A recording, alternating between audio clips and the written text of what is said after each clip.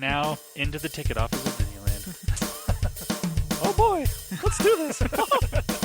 Don't think the CIA is going to be trying to hack your second-gen iPod. I didn't think so. There might have been a lot of illegal music on there. I wouldn't doubt it. But, I mean... You were supposed to bring death to the flagships, not join them. Google has found a new way to piss me off. iTunes is a constant source of embarrassment. Behind-the-scenes camera crap. Here, tell us about courage, Phil. Tell us about courage. I am Nadella. I can't do it anymore without laughing. I was going to do the whole thing.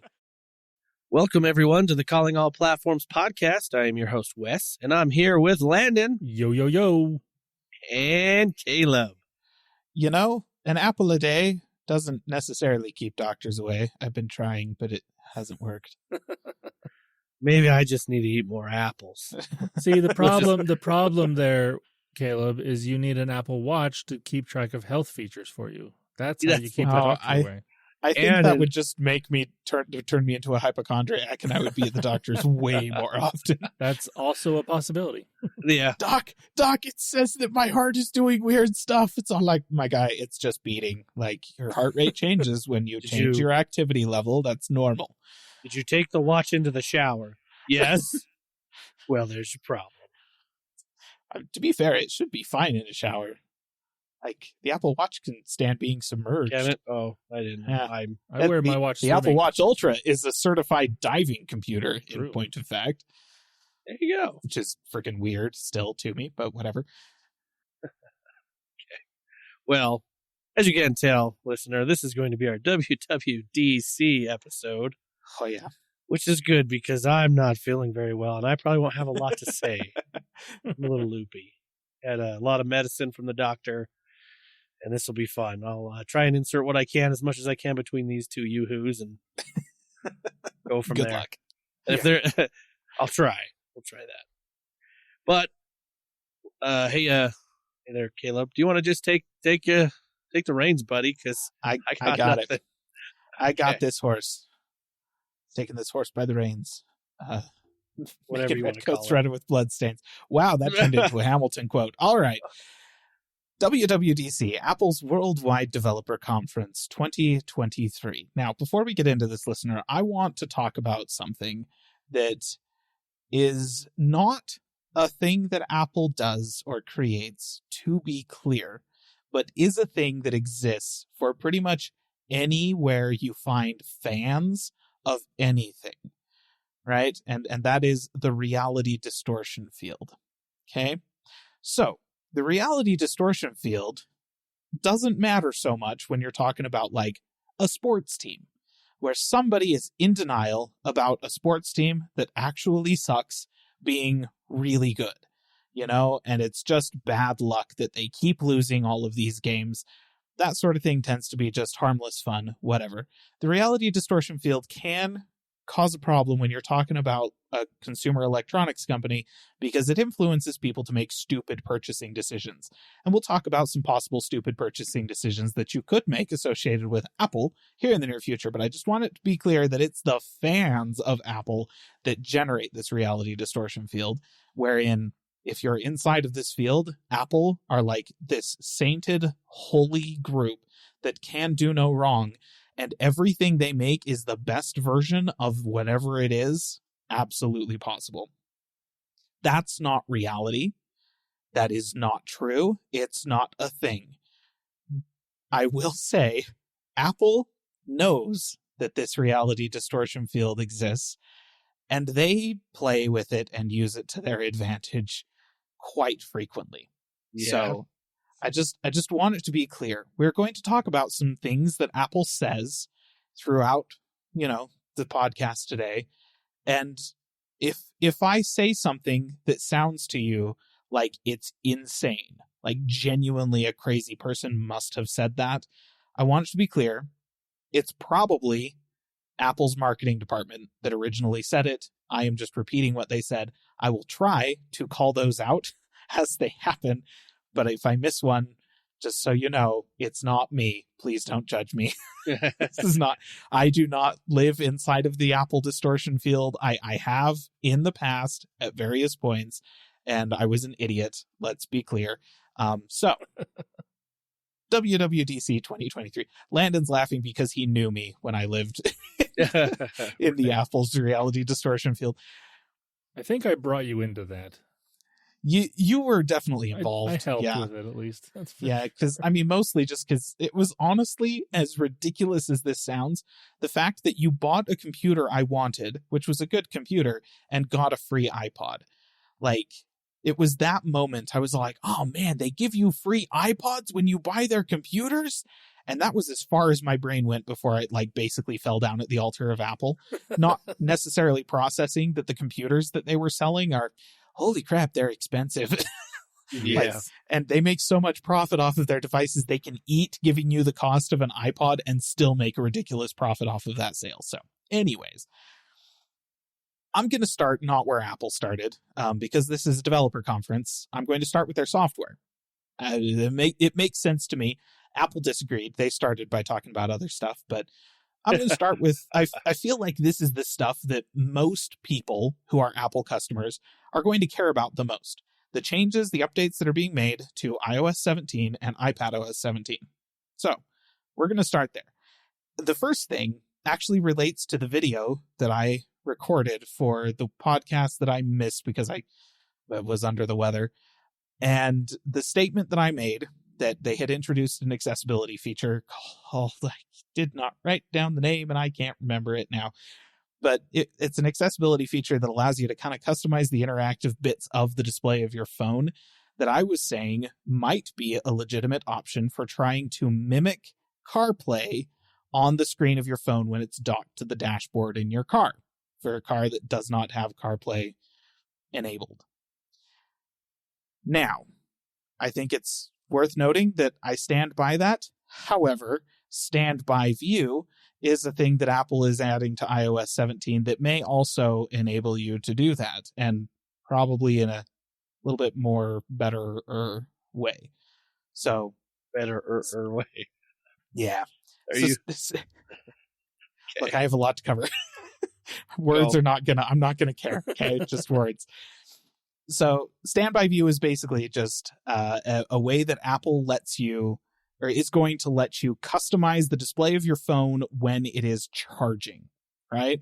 So you plug the thing into a charger, you stick it onto a MagSafe charger, whatever, and it's going to change like the lock screen of your phone to do something specific. The first one that they showed was for their MagSafe charging stand that you can put on your bedside table or something like that. You stick it on that sucker sideways and it can display the time like a big old alarm clock screen. They're also going to give you the ability to put widgets and stuff on there so that you can show those. It's obviously pretty customizable, just additional lock screen functionality.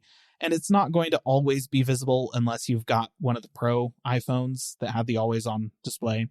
But it looks interesting, and they didn't go into a ton of detail about what exactly you can do with it.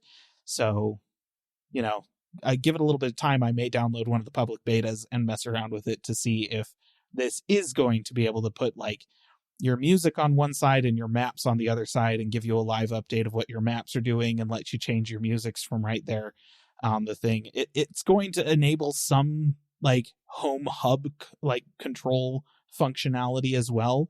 So like the widgets that are showing on the standby view are going to be interactive because you'll be able to like turn on and off lights via HomeKit. So, you know, there's little bits and pieces of it that are kind of making me think maybe I can get CarPlay out of my phone with this, but remains to be seen. What this reminded me of is, I mean, it's, so before I go into this, it's something that happens with both Google and Android. Obviously, they copy each other, and it happens. And generally, when one company copies the other company, they do it slightly better in most cases. More often than not, they don't copy and make it worse. Because, it does happen, but it's not very often. So like with this one, Google has had this feature, like on a Pixel phone, if you have a Pixel dock that you shouldn't buy because it's overpriced, but if you happen to have one, it can basically do this same thing with your Pixel phone. It's something that I never used because even like with the phone dimmed all the way down at night, it still puts out light, and it was annoying to me. So I never used it. And the features that it did weren't beneficial to me. This one, to me, is a little more useful because you can customize it a little more so than what you could on Android. But it's still not going to be something that I use. I mean, and what I actually thought of it when they were showing all the different ways of doing it and some pictures of it, I was like, oh, it's a bigger Apple Watch face on the phone. Sort of. It's kind of what it looks like. And it looks really good. But like I can do this with my watch. Like I can have it set on the charger and it will show a specific watch face at the right angle and whatnot. But I turn that off too. Because personally, I like my room to be darker, and yes, at least when I'm sleeping at night. Yeah, they did say that Standby View would use your like dark mode settings and stuff on your phone to like dim into a night mode and like do only red light on the screen and stuff like that for when it's dark. But yeah, you know, if you've got an OLED phone screen, then that might be okay. Like, I don't know, if you're used to having those red LED alarm clocks in your room and you're okay with that, then it might be fine. Yeah, it'll be fine for that. Yeah, but you know, if you have an LCD screen, it's probably still going to be kind of bright because they can't actually turn off all the pixels. So, but yeah, it's an interesting feature. It's one of the more interesting for me personally features that they announced for iOS 17, just because, like I said, I'm genuinely interested to see if I can turn this into CarPlay. Yeah. Like I just need maps and I need music just next to each other on the screen. That's it. I also really like if you get certain chargers that have the MagSafe stuff built in, then it'll know which charger that you've got it plugged into, and you can customize what shows on the screen per each device that you have it charged with it charged on. So like if you do have one in your car, it can show a specific thing on there. Or if you have it next to your bed, it can show a specific thing there, or in your kitchen, or what, you know, you can have it customized for where you are and what you're doing at that time, which is really cool. Yep. They implemented it pretty smartly. All right. Another thing that they're adding to iOS 17 is a journal app. I do like this. I think it's kind of cool. It's a journal app. Like, I don't really know what else to say about it. Yeah. I've used the Day One journal app in the past, and the features they were talking about were very similar, right? Like you can add photos and it will take the metadata from the photos to generate an entry you can add text to and stuff, or you can just add text for like now at a certain time, and it just and you can associate it with like specific events in photos, or specific like just contacts and stuff like that. Like it brings together Apple's ecosystem of apps that have all of your data already to allow you to easily generate pretty rich entries that include like people that were involved, images of it, video, and stuff like that. And so, you know, it's a nice implementation of a journal app. So. Yeah, I think so. Like, it was funny because I was watching the keynote and I was talking with some people in a Slack channel that I'm in, and I was like, "Oh, the Day One folks are going to be pissed about this." Yeah. But then I got thinking about it, and like, this has happened in the past where Apple will take a really popular app and put it into iOS, and I think this is the same case here, is generally it doesn't have as many features as the standalone app will have. Like, you could probably do more stuff in Day One than you can here, but the benefit that Apple has is because they build the software and everything, they can tie in to more things with other software, whereas Day One can't. Like, you can add photos into Day One, but this one will suggest photos like, hey, this was has to do with what you just wrote here. Do you want to put these photos in here? Or you can do like add different things with it, or put music to it with Apple Music. Like, they can do more things that way than what Day One can. So there's pros and cons to both, but it is nice that it is built into the software now. And I will say, you know, they're not offering you the ability to like print journals and stuff like that the way that Day One allows you to do, and stuff like that. So, you know, it's not, if you're already in the habit of using a journaling app, I would say don't plan on replacing it with this. Like, you've already got a solution, just use it. If you're not and you want to get into it, give this a try, I guess. I don't know. Okay, another feature they added that somebody else has already had for ages is NameDrop. And no, that doesn't mean that you can get your name onto a mixtape or something like that. Man, That's That would basically be just awesome. allowing it's just NameDrop and then it shows up in a random track on Apple Music. Airdropping contact cards, which is the thing that Samsung phones have been able to do to each other for ages. I know that much. Possibly other brands as well. But yeah, that's what it is. I do Airdropping like contacts. the customizable. What do they call posters? What I don't know what they. The custom contact poster. Yeah, that was the those next were thing on kinda my cool. list. I think those are cool. My problem with that is that you create the card for yourself that other people are going to see when you call them or when they go in to look at your contact on their phone or when you FaceTime messages and stuff like that.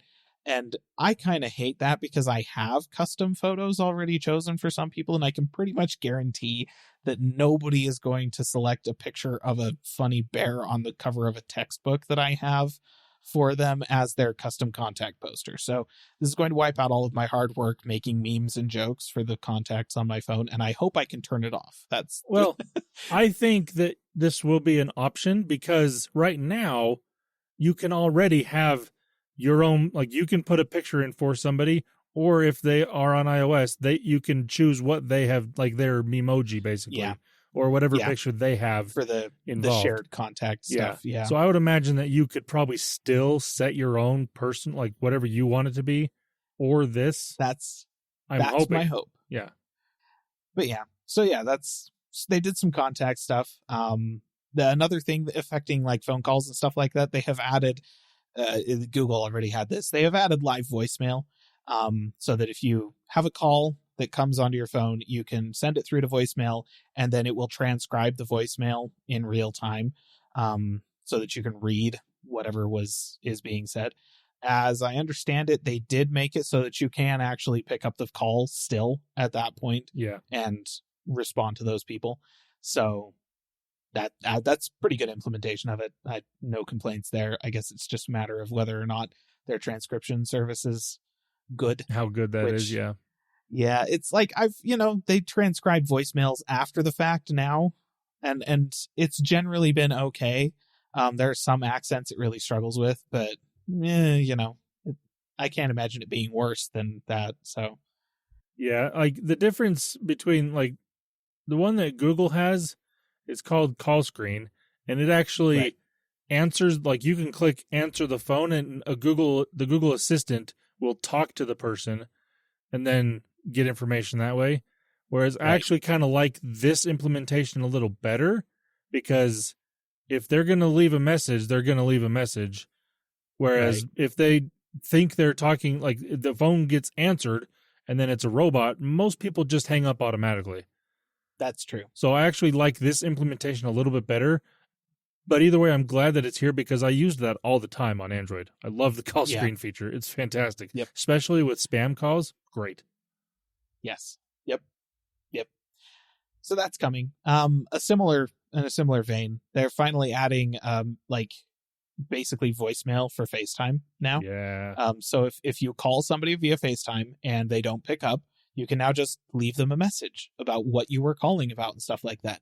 I can't count the number of times I have gotten a FaceTime, I missed it, and I called them back or sent them a text or something. They're like, "Oh, sorry, I butt dialed," and I'm like, just can't count the number of times. So now it's like if I get a message, I'll be like, "Oh," and I look at it, and it's just like the inside of somebody's pocket. I'll be like, so clearly that was not intentional, and move on with my day. So that's nice.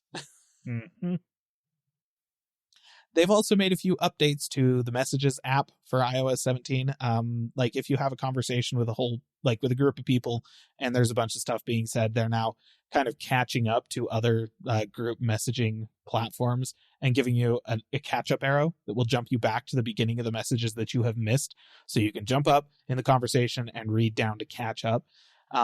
They've made it easier to do inline replies to people as well, which helps those group messages. They've also freaking finally given you audio message transcription. So if somebody sends you an audio message, it will transcribe the message right below it there into text, which like I remember when they added audio messaging to messages and I was like, but why? Like, if I want to call somebody, I'll just call somebody and leave them a message. If I want to text somebody, I want text. Like, Yep. It's funny. I heard someone, so I was listening to, I think it was Mac Break Weekly on the Twit network, and they had Micah Sargent on, who's a big iOS person, and he was like, he mentioned, he's like, I love sending voice messages. I hate receiving them. So he's like, this is going to be amazing because I hate listening to them, but I love to send them. So, like, that's actually a very fair point, because I would hate to have to listen to them all the time too. But I've never sent one, but I'm not opposed to it because I like the idea of it. But I would hate to get them. Is a pain. Yeah, it's especially if you're in a place that you can't listen to them, like if you don't have headphones, or like if you're just anywhere where it's quiet and you can't just play something. Yeah, having it transcribed is going to be really nice. Yep. So yeah, that's going to be coming. Super, super enthused about that. Less enthusiastic, like for me personally, but something that I can see being really useful is check-in, which is basically giving you the ability to, Apple is basically just giving you software tools that you can share with your friends when you're going on a date and you're sketched out by who you're going with. This is like essentially just gives them the option to nanny you and watch you carefully, as opposed to just like, oh, hey, like because, good dating advice for especially women in this day and age is tell somebody that you're going on a date, tell them who you're going with, tell them where you're going, when you plan to be back, and then give them like if I text you this or something like that, then it means SOS, come and get me or something like that. And if you can, share your phone's location with them. And check-in basically automates all of that stuff. Yeah. You can select a contact that you're automatically sharing your information with and tell them a specific time that you are going to check in by.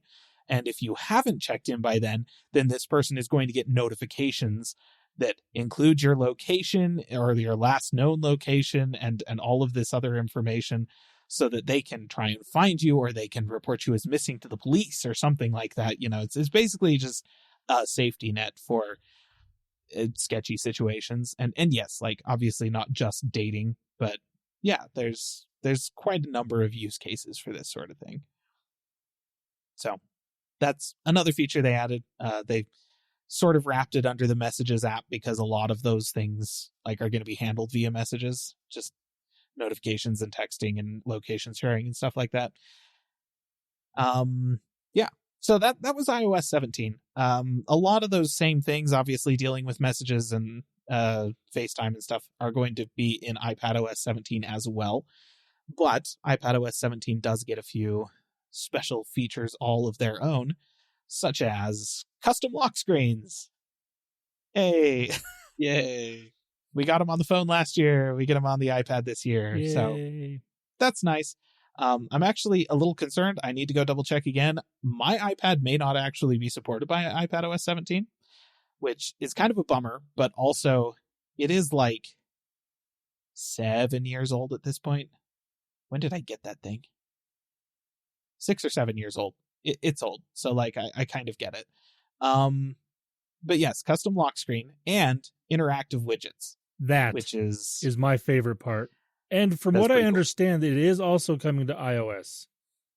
Yes, they covered it under iPadOS. I think because due to size constraints, right?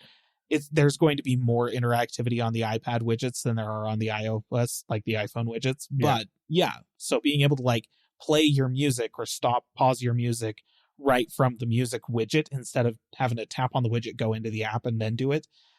That's nice. Stuff like that. That was the biggest thing for me when they first announced widgets on iOS, was the lack of that. I was like, that's the only thing that these need. And then they will be, one, on par with Android, and two, actually really nice. I mean, I like just regular widgets. It does give a little more information. But the fact that you can now, like if you have a to-do list widget, you can now check things off of it. You don't have to go into the app and then check it off and then exit the app. You can just do it right there on the home screen. And same like Caleb mentioned, music, podcasts, things like that. It's so nice. So I am very much looking forward to that. Yep. And like interactivity in widgets has kind of been a thing in the quote unquote today view on iOS and macOS in the past. But those widgets were like a different class than the home screen widgets were and the lock screen widgets. So bringing interactivity to those lock screen and home screen widgets is a big deal. And I appreciate that. I think probably the best moment of the entire event for me personally was right at the end of the iPadOS bit where Craig Federighi just hands down the best presenter at Apple since Steve Jobs left and died. I guess he died. Anyways, if you're not aware at this point, sorry, listener, just spoil that one for you. But Craig Federighi is the best. Love his events. Love WWDC just because Craig gets so much stage time. They finally introduced the ability to set multiple simultaneous timers on iPad and by extension iOS as well. But he mentioned it as all like, and also multiple timers, and they show it on the home screen, and then it like the camera pans from that to his like a close-up of, not like a close-up, but like focuses in on Craig. The music cut out at that moment, and he just said, "We truly live in an age of wonders," with a complete straight face, and then moved on with the event. And I'm all like, I love that Apple recognizes it's bizarre that this hasn't been a thing you could do with their stock timers app up to this point. Like, I'm glad they added it, but I appreciate more that they're aware how dumb it was that it wasn't there already. What I'm very much looking forward to, if it ever happens, is if they ever add the calculator app to iPad, what he says to that, because it's going to be just as good, if not better. Oh, yeah. Absolutely. And that will receive a massive cheer from the crowd. Probably will. So many people have been asking that for since the thing was released. I think that people have been like, what? Why can't I have like a scientific calculator on my iPad with a gigantic screen? Think of how many buttons you could fit on there, guys. Like, what the heck? It's a calculator. It's not like this is difficult to make. Yeah. Anyways, I will say my favorite Craig Federighi part didn't have to, he was part of it, but it wasn't him presenting. They talked about new sticker features. They can do live stickers in messages, which is kind of cool. It's something I've never used, but it's kind of cool. Yeah. But I do like you can, they did this last year where you could take or like press on a subject of a photo, take that person out and basically turn it into a sticker. You can now do that with like video or live photos, and it'll take the live photo and make that into the sticker, which is really cool. But they did one of him with a basketball in front of his face wearing like a Swift like jumpsuit, like a Swift coding language jump. It was amazing. And I want that sticker now. So it was pretty good. Honestly, somebody will probably extract it from the video. Like, they just need to extract that video clip in a high enough resolution that they can then grab that live photo out, and it can be done. It could be done. Anyways, another thing that I feel like was kind of a big deal is the ability to share AirTags. Yeah. So AirTags have, since their release, been kind of a privacy concern. And over the years, Apple has made quite a few changes to the way that they're handled, so that essentially, if you have an AirTag that is not yours, is not affiliated with your specific Apple ID on or near your person for any, like, even kind of extended period of time, meaning like more than about 5 or 10 minutes, your phone's going to start going crazy. It's like, you've got an unaccompanied like AirTag nearby, whatever. And partially that's to like let you know, somebody may have like left something at your house, or, something like that you can help them find. But it could also be somebody trying to stalk you, right? So it's a safety feature, and I think that it's good that it's there. However, if you have family members that have AirTags like on their backpack or something like that, and they get in the backseat of your car to go drive someplace with their backpack, then your phone's going to start buzzing and going crazy, and that's just obnoxious. And so they're basically allowing you to have shared AirTags so that you can be in the same proximity as these AirTags, and A, you're able to find them, and B, they're not going to set off like protection algorithms inside of your phone. So that's nice. They're finally working all the kinks out of the implementation of AirTags. Yeah. Okay. That's iOS. Anything else you'd like to say about iOS, iPadOS, Landon? No. Okay. And just Sweet. because no for me too. Yes, Wes, Just I figured. should have asked. figured. By the way, listener, Wes is still here. I am. Yes. I am. Speak Now, up. now he knows how I feel during the gaming segment of the podcast. That's true, which is next week. So that, Yeah. Yeah. Okay. Well, moving on to macOS then. So this year, macOS Sonoma is what we're going to be getting. Thanks to Apple's crack marketing team that got in their van and went and got, what was it? Was it drunk this year or high? I can't remember.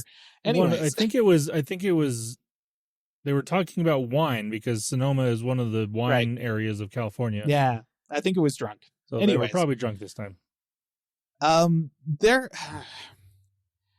was simultaneously not much for macOS Sonoma and also kind of a lot, like in terms of new stuff that they have added.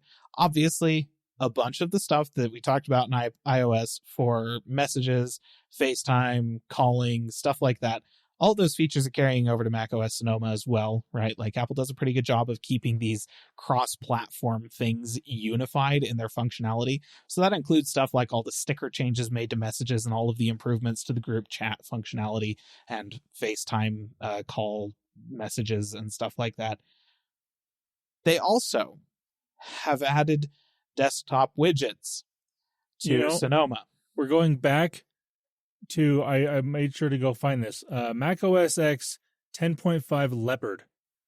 Heck yes. That was the first version of Mac OS that I used. That was when I bought a laptop in 2006, and this came out in 2007.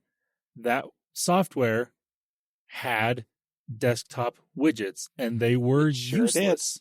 I think the ones now are going to be slightly more useful.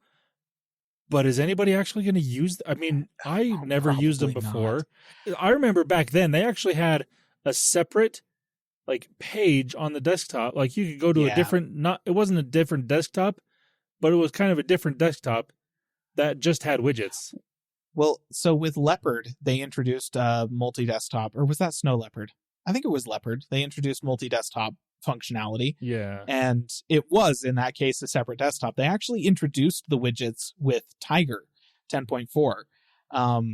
And they lived in a separate screen overlay that they called the dashboard. Yes. Right? And technically the dashboard continued to exist up until like just 3 or 4 years ago. Like they didn't get rid of the dashboard that long ago, and you could still put those widgets on there. Like they were totally still a thing up until Yosemite, at least. Like they may have cut them out with Yosemite. But anyways, so yes, desktop widgets on macOS have been a thing in the past. And like Landon said, they were kind of useless. And Apple tried to bring them back in the Today view, with iOS widgets. And they're still useless there. I don't imagine that being able to put them actually on my desktop is going to change the usefulness of them because I don't know about you, listener, but my desktop is generally covered like with windows that I'm doing stuff in. I don't know. Okay, whatever. I did hear somebody talking about this. I can't remember where I heard this, but they brought up how widgets used to be a thing. And they're like, you could basically do the same thing that they did back then and just have a separate desktop of just widgets. So your main one is there, and then if you want to use one, you could go there. And yes, you could do that. But and then the dashboard is back. Yes. Oh my gosh. Why? And honestly, I always forget that Today view is even there, so I don't even use the widgets that are there because I just don't think about it. I don't use them at all. So yeah, that's the thing that they are adding. I feel like it should be mentioned because they're talking a whole bunch about widgets on their other platforms. Yes, platform unification is a thing that Apple does very well, even when it doesn't make any sense and is totally stupid. So yeah, desktop widgets on Sonoma. Yes. Cool. Now, kind of the big news on Sonoma is actually weirdly so bizarre. game mode. Yeah. Like, they spent quite a bit of time talking about Metal 3, and they actually brought out Hideo Kojima to talk about Death Stranding and how they were bringing the definitive, like, director's cut edition of Death Stranding to, they were porting it to Metal 3 using the tools that Apple was providing, that they're introducing all of this kind of under this, like, they're introducing game mode along with a quote unquote refreshed emphasis on games on macOS. So game mode on macOS is the same as game mode on Windows. It just prioritizes games in terms of the hardware resources that they have access to. So if you have a game running, then the game is going to, like, take precedence over background tasks in terms of getting CPU and GPU resources. Okay, yeah, fine. That's whatever. But they also are introducing the Metal 3 porting toolkit. Okay? So they're releasing a toolkit that makes it easier for game developers to port their games to Metal so that they'll run natively on Apple Silicon. It's worth noting, game mode is an Apple Silicon exclusive feature. That's not going to work on your Intel Macs, probably because most of the Intel Macs have integrated Intel GPUs, and those are crap, and no amount of game mode shenanigans are going to make that good, so don't even try. Fair enough.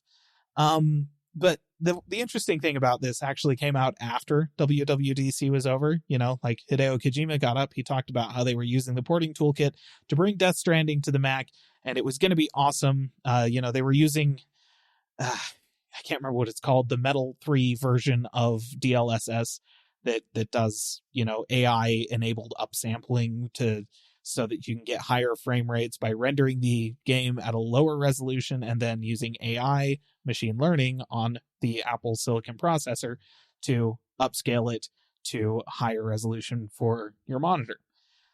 So, they talked about that. After the event, the toolkit was available for developers. Some developers started messing around with it, and a developer discovered that it enabled him to just play Diablo 4, which is not a Mac game. It's not released on Mac. He could just play it on his Mac. Now, the frame rates weren't amazing. Goldberg? But what? You didn't hear about that, did you? I did hear about that. No, who told Whoopi Goldberg what? So Whoopi Goldberg made a big old stink to Blizzard this past week and said she's really mad at them for not putting Diablo 4 on Mac. On Macs? Oh my gosh, she that's can't hilarious. Yeah, I did Really? hear about that. That's so funny. Tell Whoopi Goldberg, there you go. She's got to find man. something to complain about. I mean, not that she has a lack of things to complain about, Hey, but she has to. We're supposed. That's a platform That is- I don't want to talk about. Okay, so let's just move so on. weird that she's. Anyways, okay. You're welcome. I think the weirdest part about that is Whoopi Goldberg plays Diablo. That's what I'm hearing here. How bizarre. Okay. So, yeah, and actually the same developer was also able to get Cyberpunk 2077 running. It was like 14 FPS or something like that. Like, it wasn't good, but it was running natively. And neither of those games have a Mac port available for them. So, apparently this porting toolkit also includes a translation layer for translating APIs like Vulkan and DirectX to Metal 3, which enables something very similar to Rosetta or the Proton, Valve's Proton translation layer for running totally not ported games on macOS. So that's a thing that exists now. And ostensibly, this exists as a part of the toolkit for testing purposes. So the developer can take their game, they can test it on the Mac, and be like, okay, this is an automatic translation, got us this far. What do we need to optimize now in order to get it ready for release on Mac? But you can bet your boots that I will be trying this thing out to see how good a job it does. Unfortunately, I am going to have to buy an Apple Silicon Mac to do that. So so sad. It's such a shame. Yeah, I don't know. Don't know how I'll survive. You know what this reminds me of? And I do, before I go too far, I do think this will be more effective than with this other port that I am going to talk about. But it reminds me of when Microsoft made a port, basically the exact same thing that could make it so you could take your iOS or Android app and just put it in, and then it would work on Windows Phone. And did anybody do it? No. No. No, and again, I do think more people will take advantage of this. Just because Mac is a very popular platform, Yeah. but it's just not the platform for gamers. People that are going to game on PC have a gaming PC, whether or not they use true. Mac on the side or not, doesn't matter. So Well, it's funny. I think what's wild about this is that probably over the past couple of years, most Mac gamers that were sick and tired of not being able to game on their Macs probably bought a Steam Deck. Like, Yeah. I'll bet you most of the Steam Deck buyers were people who have Macs at home that are all like, I want a gaming computer, but I don't want to buy a PC or build a PC. And so they got a Steam Deck because it was cheap and it worked. And so they're actually probably pretty familiar with something like a translation layer, because Proton is what powers a ton of the games that run on Steam Deck, because that's a Linux-based operating system running DirectX games. And Valve has done a great job with Proton. It's built on Wine as the underpinnings, and supposedly this toolkit thing that Apple has got is also based on Wine. So there's a lot of heritage there, and people are going to be familiar with the concept, to say nothing of the fact that half of the software that people are running on their Apple Silicon Macs aren't native Apple Silicon binaries. Like, they're using the Rosetta translation layer, and they just work because Rosetta is stupid good at that kind of thing. So Apple has got some heritage here, and they're building off of stuff that already works very well. So the fact that they were able to get a running version of Cyberpunk 2077 literally the day after this thing launched with no actual developer support or effort, that's pretty dang impressive. So yeah, gaming on the Mac, that might actually be a thing in the near future. I mean, they put that much time into it. Yeah, it's wild. I won't complain, because having multiple computers at my desk so that I can play games and, do everything else is kind of a pain in the butt. I would love for my Mac to be able to I'd love to be able to just install Steam and play all of my games on my Mac. That would be amazing. So here's hoping. All right, that's the big news for Sonoma for me. I mean, there were a couple of other little things they talked about, but I didn't, like, oh, Safari is faster now. It's the fastest ever. Yay, fastest web browser in the world. And I'm sitting here like, okay. Like, who is benchmarking their browser? Apple? Like, come on. Apple is. Yeah, exactly. Right there. Yeah. Yep. So anyways, that's all I've got for Sonoma. Did you have anything else, Landon? Well, I was sitting there watching the keynote and watching about this Sonoma stuff and thinking, I'm still on Monterey. Like, I haven't even updated to Ventura yet. So yeah. And I do believe that my Mac Mini is compatible with Sonoma, but it's like the last one.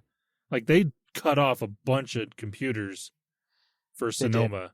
And I do believe that mine will still work with it. But I'm actually, like, the past week or two, I've actually been considering, maybe I should finally update to Ventura. And I might do that.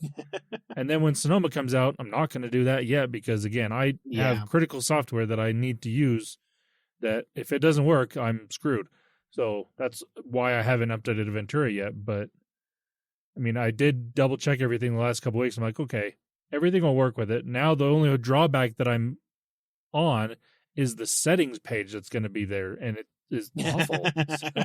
So bad. That's the one thing that's keeping me away from Ventura is that settings page. And, it's the worst. Yep. That's a valid reason to avoid it.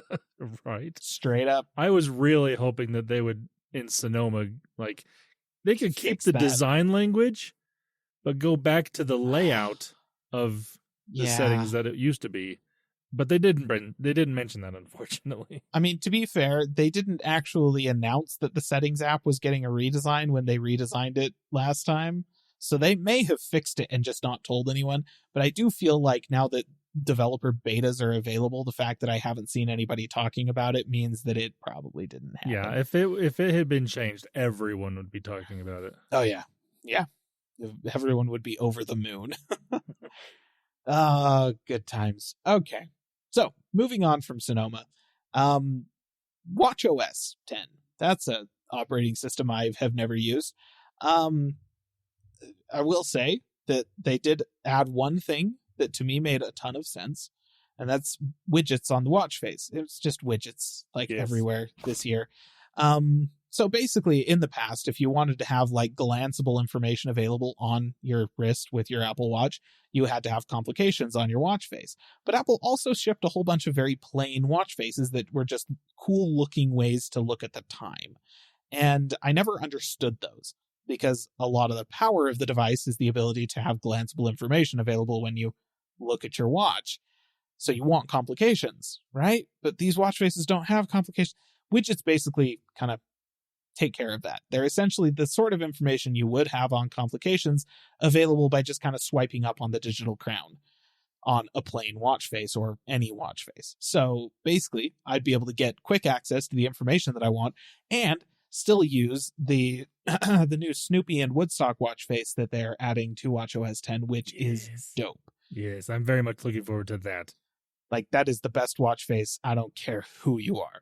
So, yeah, like, I thought that was a really cool feature as a person who does not use the Apple Watch. So, you know, that okay, Apple, you got my attention, barely. Yeah, I'm very much looking forward to that, because, listener, I was telling these guys before we started recording that one of my favorite watch faces that I use on a fairly regular basis is just a giant digital watch face. It just has the time on it. Just because it's nice and clean, it's really easy to look at. Okay, that's the time. But it has it doesn't have an option for a complication anywhere. There are some that have options for one or two complications, but my other favorite watch face is one that has 4 complications, because it has 4 complications. So I'm looking forward to this, being able to just scroll up on the digital crown and, oh, there's all these widgets that give me all that options. And there is they did mention you can have a widget that is just complications. You can have, I think they said up to 3 complications on the one widget. Yeah, I think so. So you can have different apps with widgets, and then you can have a complications widget, so you can get even more information really quick, which is really nice. And they also mentioned that these is a smart stack, so it can change throughout the day depending on what you have coming up. Like if you have an appointment of some sort coming up, it'll put that near the top. Or if you have a to-do list and something that is, needs to be done, it'll put that near the top, or different things like that. So that is kind of nice. I'm really hoping that you can make it so it's not a smart stack and just a regular stack as well. Yeah. Because, I like the smart stack idea, but I also like the idea of being able to put the ones that I want in certain locations. Yeah. So I'll have to play with that when it comes out. But I do like this option a lot, though. It is going to be very handy. And like Caleb said, that Snoopy and Woodstock watch face is fantastic. It's so cool. And I will be having that on my watch the moment I download this on my watch. Yep. It's good stuff. Let's see. They also give you the ability now to, it's also in the health app on iOS, so you don't have to have a watch to use this one, but the ability to log moods and emotions, do like a mental health checkup. Yeah. So they're now adding mental health tracking to their stuff. And I do think in the context of some of the stuff that they announced later on in the in the thing, I'm all like, Apple, you are probably contributing quite a bit to people's negative, mental social health, especially. Yeah. And yet you're giving us the option to track it now. So I'm like, okay, we'll see how this goes. But yeah, so that's the thing. They're always adding more ways to monitor your health via the watch and stuff like that. They really have kind of latched onto the concept of this not necessarily being a fashion thing as much as it is like a health thing. It's more of a health tracker than anything else at this point. Oh, yeah. So, which is why I don't have one, because I don't care about my health. I guess. I don't know. All right. That's all I had on watchOS. I don't. There were a couple things that I liked that I wanted to mention. And another thing I mentioned to these guys beforehand is I specifically took notes on the watch part of the keynote because I knew Caleb was not going to cover it as well as I probably would like because he doesn't have a watch and he doesn't care about the watch as much, which is fine. Not everyone needs it. Not everyone wants it. That's fine. There's two new features that they're adding or giving more features to is a new cycling. Like they have a cycling workout on the watch, but they're adding new features to that. So you'll now be able to connect your watch to Bluetooth bike sensors. If you have those, like a bike computer that you have on your bike, if it's Bluetooth enabled, you can connect your watch to that and get even more information from your bike. They are also giving the ability that if you have a phone mount on your bike, that cycling workouts will show up as a live activity on your iPhone on the lock screen. But then if you click on that, it goes full screen and gives you a lot of the same metrics that you would get if you were like on a stationary bike. Like it's got different things that like your heart rate and stuff it'll show on that screen. This will do the same thing, but on your phone on a regular bike if you're outside riding. And that I actually am really looking forward to that because I've started to get more, like I used to go bike riding all the time and I got out of it before. I'm starting to get back into it a little bit. So having this stuff, I'm really looking forward to, and I will definitely try all this stuff out when it's available because I think it's really beneficial to have all that information, especially right there on your phone or on your watch. I like it better on the phone because then you don't have to take your hands off the handlebars and, be scrolling around on your watch. That's not, I mean, you can ride with no hands, but it's not the best option. The other thing that they did was they added some features to the hiking workout. And the thing that they talked about first was inside of the Compass app, it will now automatically set a waypoint for the last location that you had cell service.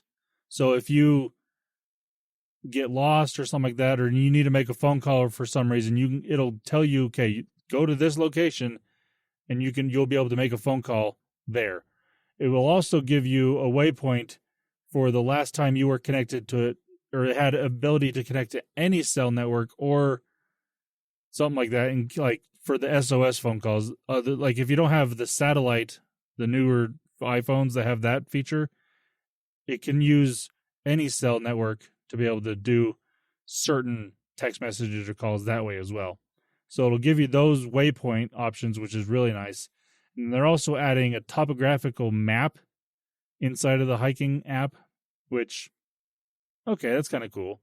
I personally would rather have that on my phone because it's a bigger screen, it's easier to see, but it's kind of cool that it's on the watch. But those are the features that I really liked with the watchOS 10 that I'm looking forward to, especially the biking stuff. I think that's really cool. Yeah. Well, cool. I'm glad they're adding stuff for people that aren't just me. I'm glad they are too. Yeah. Nice, Apple. Nice job. All right, so let's move on. tvOS, the redheaded stepchild. tvOS 17 actually did get a new feature that I'm really stoked about. FaceTime. They're adding FaceTime to tvOS. Now, on the surface of it, this sounds kind of dumb. But also, have you ever been on like a call with, I don't know, your family or something because there's a global pandemic and you're all isolating at home and you can't get together anymore. And so you're just on Zoom calls all the time trying to stay connected. It'd be really nice to watch those on your TV, wouldn't it? And you can cast your phone's screen to the TV. That is a thing that has been a thing for a while, but it sucks. Yeah. The experience is awful for those like live calls and stuff like that. So FaceTime as supported on your TV it'll be built in so that the call actually just goes through the Apple TV, which will simplify things a lot and make the quality much better. You may be wondering though, listener, how the crap are they supposed to see you, right? Or announced a new Apple TV with a camera. Oh wait, no, they didn't do that. No. Yeah, now you can plug in webcams to your non-existent USB port. No, it's the same thing as your Mac with continuity camera. You use your phone. That it will be the microphone and the webcam for it. You basically just set your phone right next to your TV and then go sit down on your couch. And there you go. Whole room FaceTime call. So that's great. Unfortunately, my family, who obviously this is a feature designed for me, thanks Apple, don't all have iPhones. So we can't use FaceTime very easily. Like, yes, technically you can do FaceTime with Android phones through the browser, but it's not a great experience. So they've also introduced an API for this on the Apple TV. And they specifically said that Zoom is one of the apps that is being developed for Apple TV that will also support this functionality. And I could not be more excited for this. So stoked. That's kind of it. They did also the remote app on your iPhone for the Apple TV.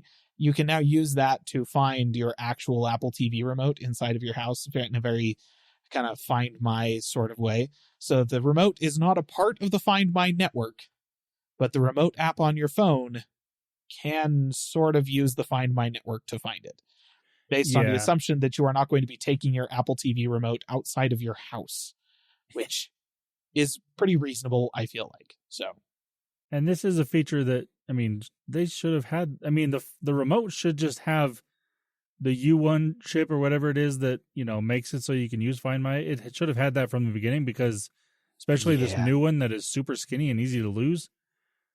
I mean, it's not as bad as the black one. The black one was so much worse. Or that's what I was thinking of. Yeah. The new one is, oh gosh, so much better.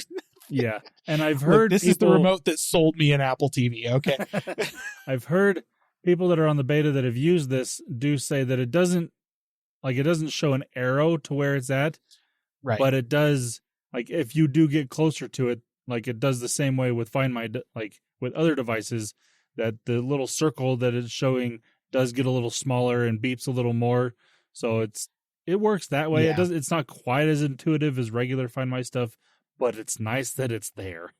Yes. It's not as exact because like you said, Landon, it doesn't have the U1 chip in it. Doesn't have that ultra wideband, whatever, stuff. It's just using Bluetooth location stuff. But if you've ever used a tile tracker before, that's all those were, and it works pretty well. It's decent. So yeah, that's nice. It's kind of not really a tvOS feature. It's more of an iOS feature, but they talked about it in the tvOS section because the TV. Anyways, I would ask if you have anything else to add, Landon, but there is nothing else to add. They didn't talk about anything else. So moving on. tvOS for me is watchOS to you. That's fair. Though, I mean, tvOS for everyone is watchOS to me. Nobody cares about it, including Apple. That's fair. So I just, I want to point out, macOS Sonoma got a game mode. Did tvOS? No, not at all. Hey, you got Apple Arcade. You're fine. I mean, it's true. Apple Arcade on tvOS is very nice. Anyways, there's a couple of miscellaneous things that they just sort of sprinkled in there. First of all, hey, so-and-so, to trigger the digital assistant for all of Apple's stuff. You just say her name now. Which is going to make it trigger far more times. Yeah, it's gonna be that is going to make the false positive so much worse. So thanks, Apple. Really appreciate it. Yeah. So now she already gets so up in arms anytime you say the word serious. It's going to be so much worse now. Okay. You can't be serious about anything. This is kind of a side note, but it has to do with this. So I've got a Google Home Mini, and I have it near my television. And without fail, every time my kids watch the original Toy Story movie, it gets triggered. And at first I was like, why is it doing that? But then I realized that this very specific part at the beginning of the movie, when Woody is right before he's calling the staff meeting, and he's going to get his doodle pad. He says, hey, has anybody seen my doodle pad? And it's got the hey, and doodle sounds close enough to Google that literally every single time my Google Home Mini goes off without fail. And it took me at least like 3 or 4 times to figure out, why is it going off? And then when I realized what it always happened to the same part of the movie, I started paying more attention. And I'm like, oh my gosh, that's what's doing it. So if you happen to have amazing. a HomePod or a HomePod Mini, and you're watching a movie that happens to say seriously at any point in time, it might just make it go off now, which is going to be fun. Yeah. So that's great. Thanks, Apple. Really appreciate it. They also are adding a feature to the AirPods Pro 2 called adaptive audio, which is like, I think that it's not going to be for everyone. And from what I understand, it is able to be disabled. But this is basically going to take your active noise canceling and your transparency mode, which are 2 different discrete modes for those headphones that are both very good. And it's going to automatically switch between them and change the intensity of their function based on your audio environment. So like if you're just walking around, it's going to out in a noisy environment, active noise canceling on 100%, it's going to automatically be, blocking stuff out. If there's sudden loud noises, it's going to crank up the intensity of the ANC to block out those. But then if somebody walks up to you and starts talking to you, it's going to transfer that over to transparency mode. But they were talking about it in a way that it's like, it's still going to be doing active noise canceling on the loud noises you don't want to listen to. Yeah. But it's going to switch that person's conversation into transparency mode for you. So it's basically taking these things and doing software wizardry to kind of blend them into a single thing that is just, so basically instead of having transparency mode and ANC, you just have adaptive audio, you turn it on and the headphones are just going to try and intelligently tailor your audio to what you need it to be in the moment. Yeah. So that's dope. And I am the literal target audience for this because of where I work. So I do have AirPods Pro 2, which is what these will work with. Currently, that's the only AirPods that they will work with. They're not even going to bring these to the AirPods Max, which is interesting. But I have these earbuds, and I work in an environment that is relatively loud. It's a machine shop, so there's constant, relatively loud noise. And I do have to talk to people on occasion. So I'm constantly switching from ANC to transparency mode. And like Caleb said, they both work great. And to me, this is kind of, so the inside of transparency mode now, if you have both earbuds in, it only works with both earbuds in. But if you have both earbuds in on transparency mode and something all of a sudden really loud happens, it does quiet that down, but you can still be talking, which it does work very well. So I'm actually very hopeful for this, that it will work the way they say it will because of the features in transparency mode that we currently have. So I will definitely be trying this out because if I don't have to switch back and forth all the time like I currently do, that's going to be great. And so I will come back, listener, and tell you how this actually works because, like I said, if it works as well as they say, that's fantastic. And I have hopes that it will.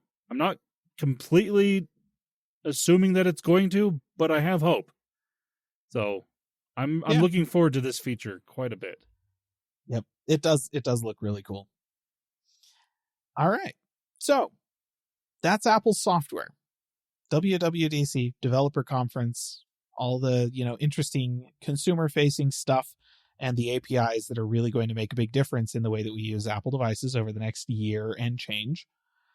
Anything else you want to say about their software, Landon? I'm ready to move on. They had some hardware. No, I think we've covered all the software stuff pretty well. Okay. All right. Hardware.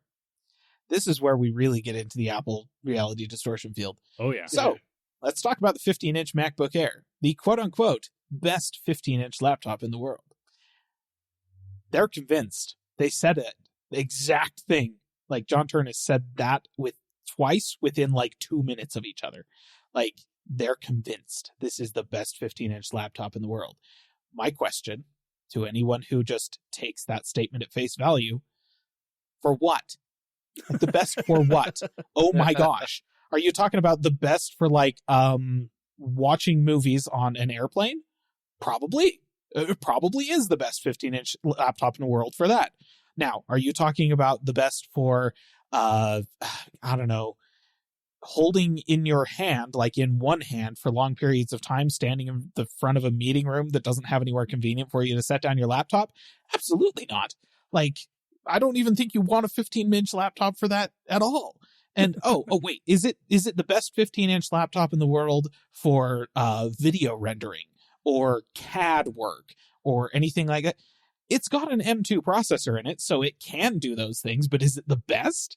Absolutely not. Oh my gosh, you'd want to kill yourself. Like, it's obviously the best 15-inch laptop for gaming. That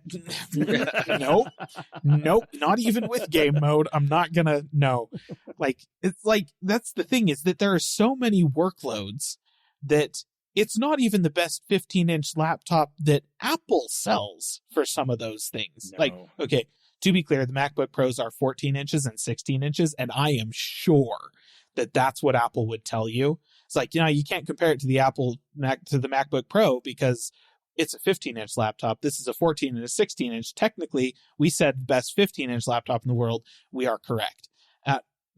I'm still like, that is such a stupid hill to die on, Apple, and I hate it.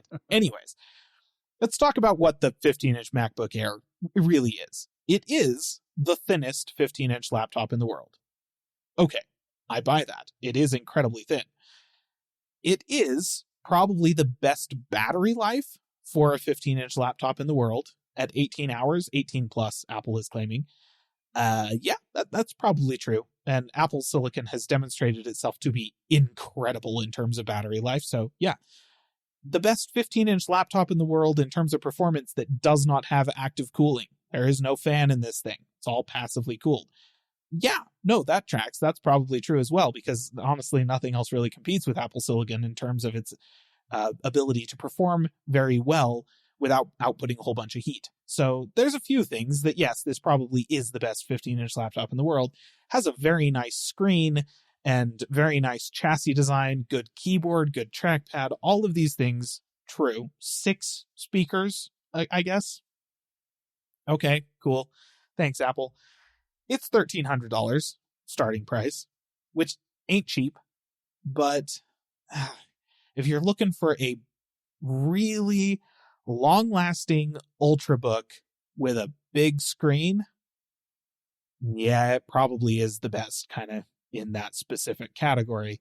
Honestly, maybe the best news about this is that the 13-inch MacBook Air is now down $100 at its starting price from $1,200 to $1,100. So that's good. Interestingly, the M1 MacBook Air, Apple still sells that. They did not drop that to $900. That's still $1,000. Yeah. WTF, Apple. I think that maybe says something about the fact that the M1 really is probably the most impactful and generally best new laptop that anyone has released for the past, decade. It's kind of a big deal. And the M2 is a nice iterative update, but it's not that much better. Yeah, everything that I've heard is like, unless you need a computer right now, wait for the M3 to come out, because that's rumored to be a much bigger jump than what the M1 to M2 to from M1 was. So, or if you can be perfectly fine with an M1 at the lower price, get that. Because or maybe even look for a refurbished or used one. Yeah, because they are selling those. Definitely worth considering. All right. Well, speaking of the M2, generally being something that most people say you ought to wait for the M3, let's talk about a new M2 processor. So they are announcing the final iteration of the M2 processor family with the M2 Ultra, right? So we had the M1 Ultra. That was just 2 M1 Maxes glued together. You don't get any points, listener, for guessing that the M2 Ultra is just 2 M2 Maxes glued together. That's what it is. It's exactly that.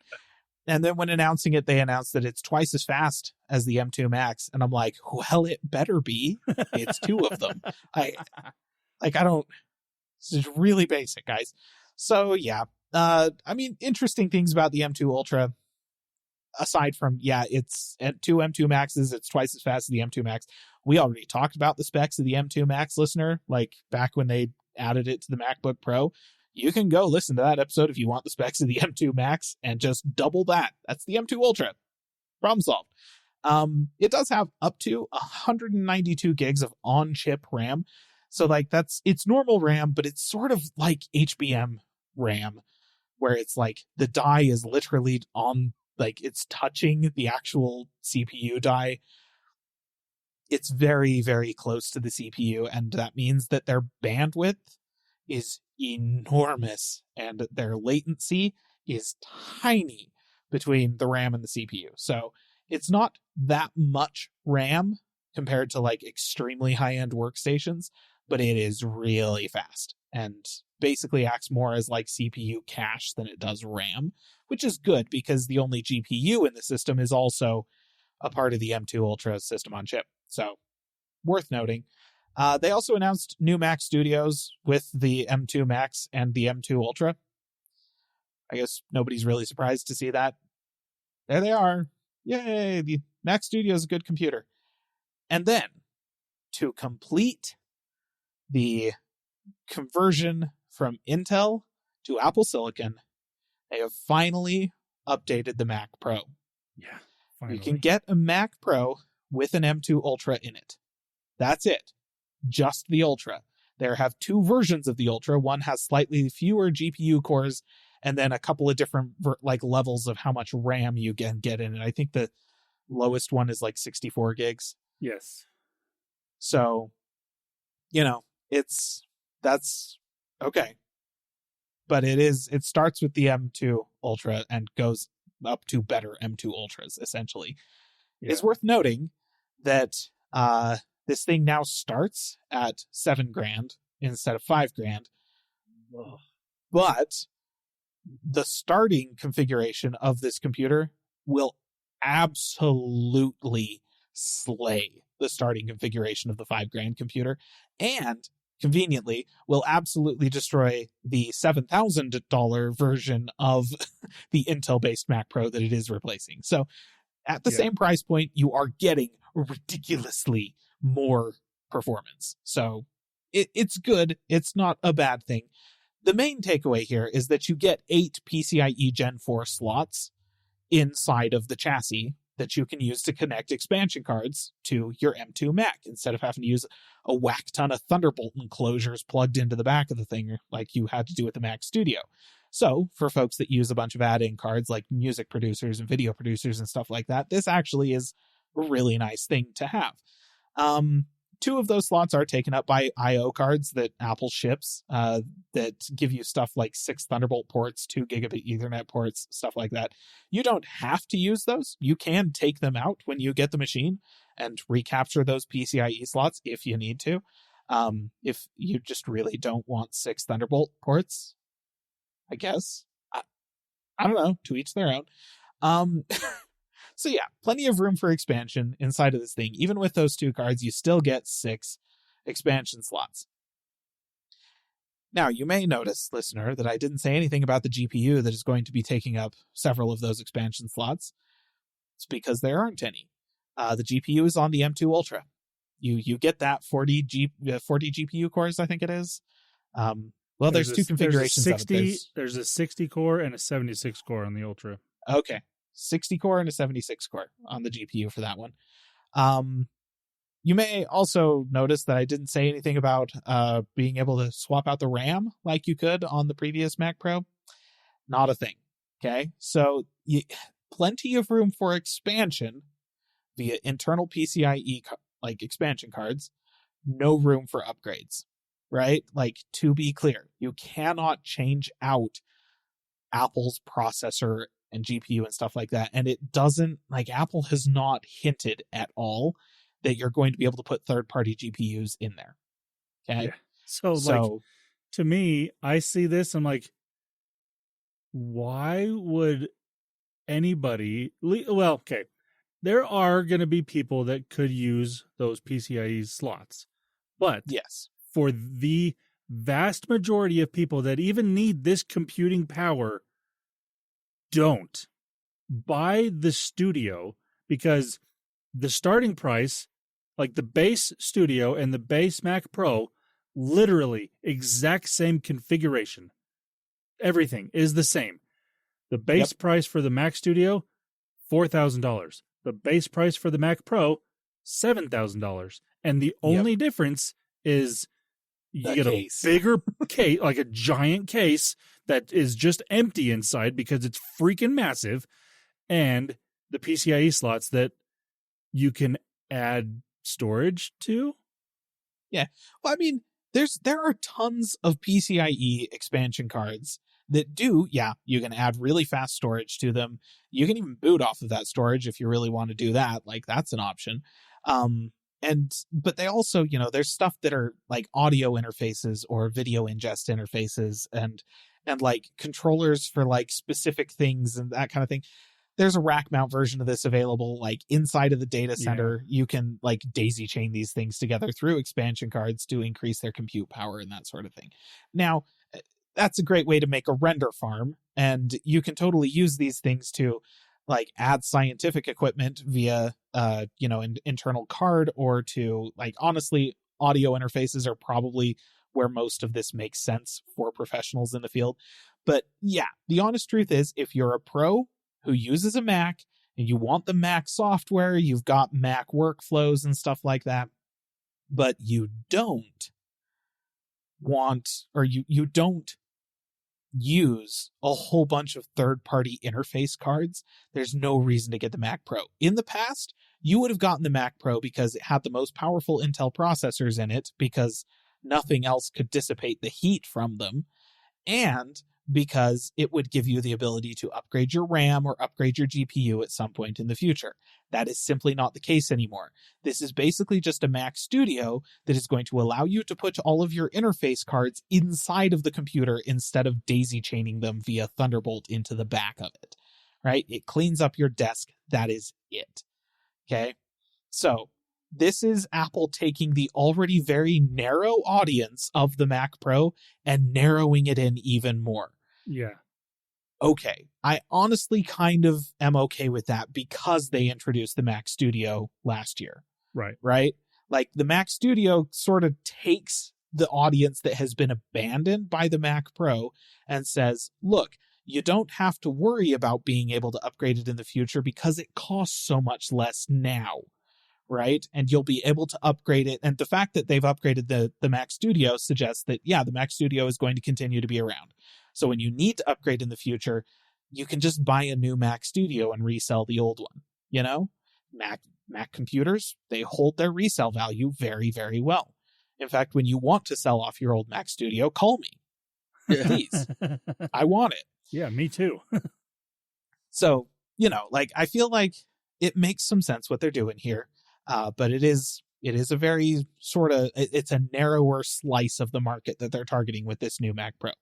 And actually, I do want to mention that, that $3,000 difference between the base model the base Ultra, M2 Ultra version of the Mac Studio versus the M2 Ultra, base model of the Mac Pro, several $1,000s of difference there, mostly because that giant case, that ridiculously overkill motherboard, that I think still 1600 watt power supply that they put in the basement of that thing. Okay.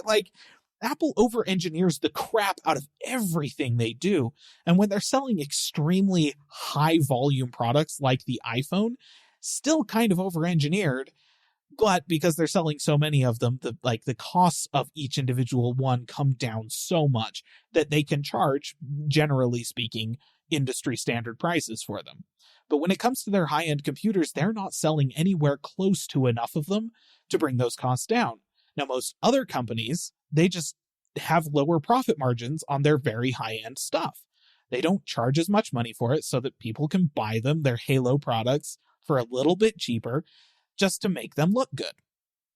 It's a marketing thing. Don't think there's anything wrong with that. Apple does not do that. They put a 60% price markup on absolutely everything they sell. That's their profit margin.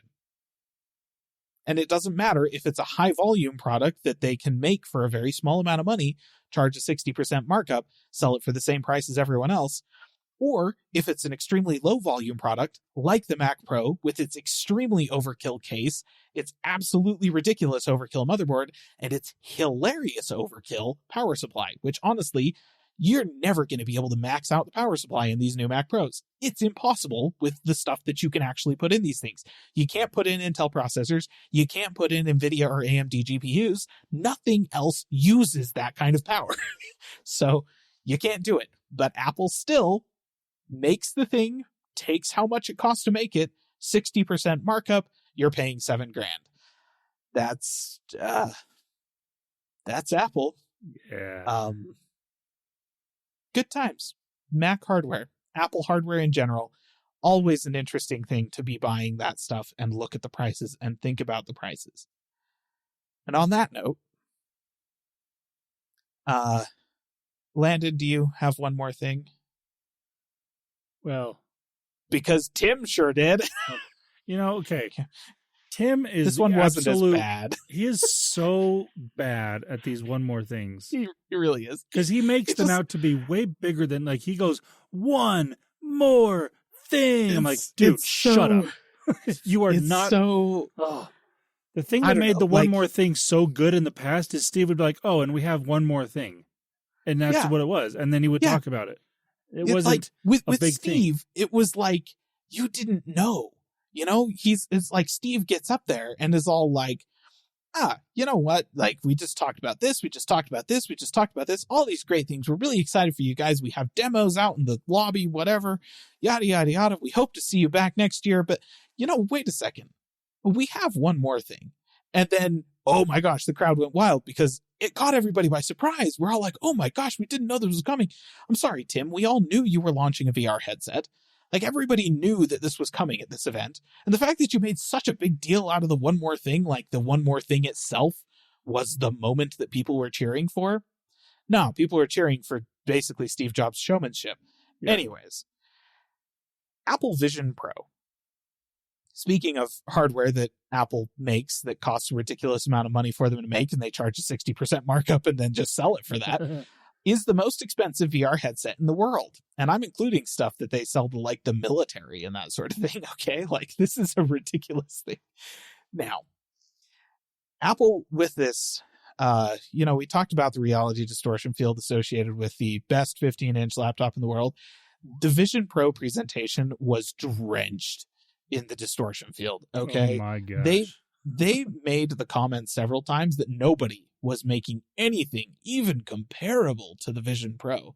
And I'm like, Apple, have you heard of Meta? Like Oculus? Any of these ringing a bell? The Valve, what did they call this? I can't remember. I can never remember what they called their headset. Valve's headset, whatever it was. Like, look, I'm not saying that Apple didn't make the best VR headset in the world, because I feel like they did. They absolutely did. This thing does things that no other VR headset can do. But that doesn't mean there are no comparable devices.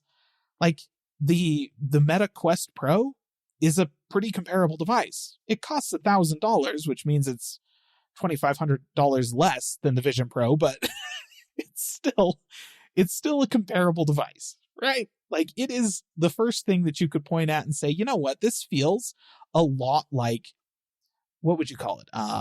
Spatial computing, which is another term that Apple coined. They refused to say VR. They refused to say AR. No. It is a spatial computer. That's what this thing is. And I feel safe to say that that's not inaccurate, I guess. And that's fair to call this high-end spatial computing, because if we want to say that this is spatial computing, there are other devices that do this. So those are spatial computers. This one is the highest end, for sure. But Apple, you didn't invent this concept. Frickin' just calm down. Anyways, Vision Pro is a standalone AR/VR headset, quote-unquote spatial computer, that Apple is releasing. We've kind of been expecting this for a little while. Plenty of leaks about it, I will say. Of all of the renders that were made based on the rumors of this thing up to its launch, none of them were right. Yeah. And thank heavens for that. Yeah. This is probably the best looking headset. Oh, absolutely. Like, absolutely. So yes, Index. the price. It's the Valve Index. Gosh dang it. It just came to me. That's what it is. So the There it price is. on this thing, yes, is absolutely ridiculous at $3,500. That being said, the materials that they used for this thing are kind of like the hardware itself almost justifies the price tag because it is absolutely the best hardware you could possibly get Yes. for a headset. They made this, like they said, the best headset that you can buy because it is impressive. The hardware alone is very impressive. Yeah.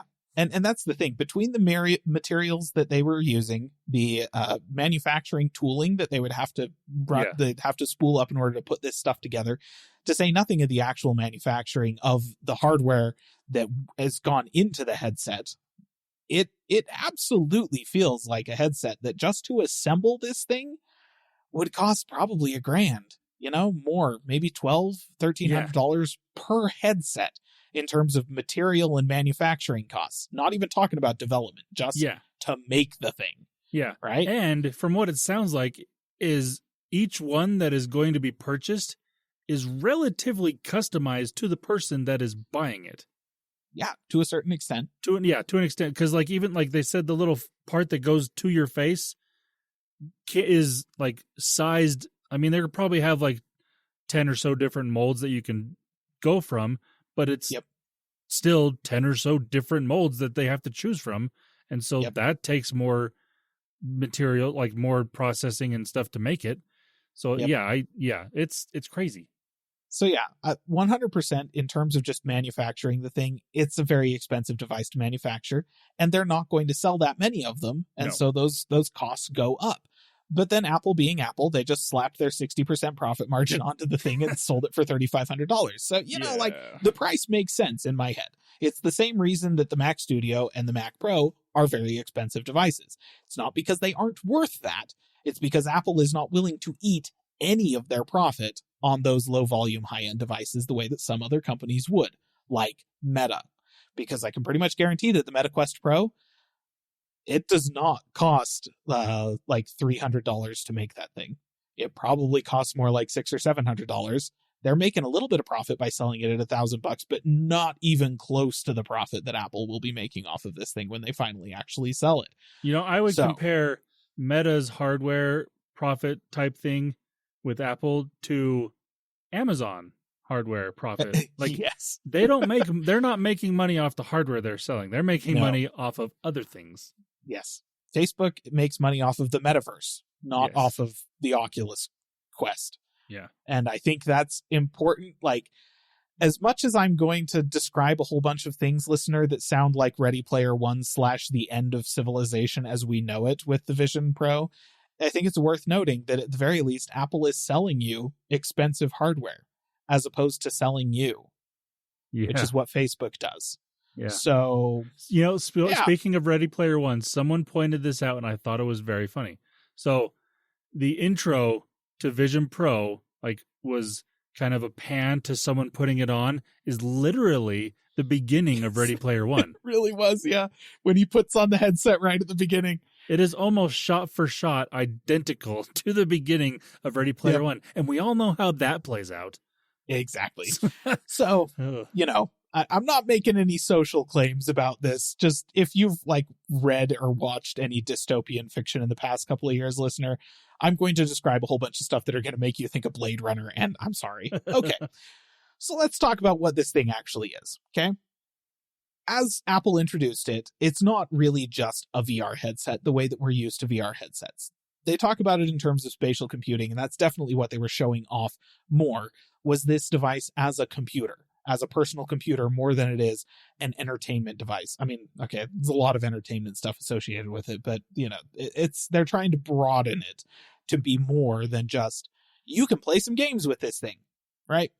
So, in terms of the hardware, it is micro OLED displays, each of which has a higher resolution than a 4K TV, right? So 65-inch TV, but they're an inch.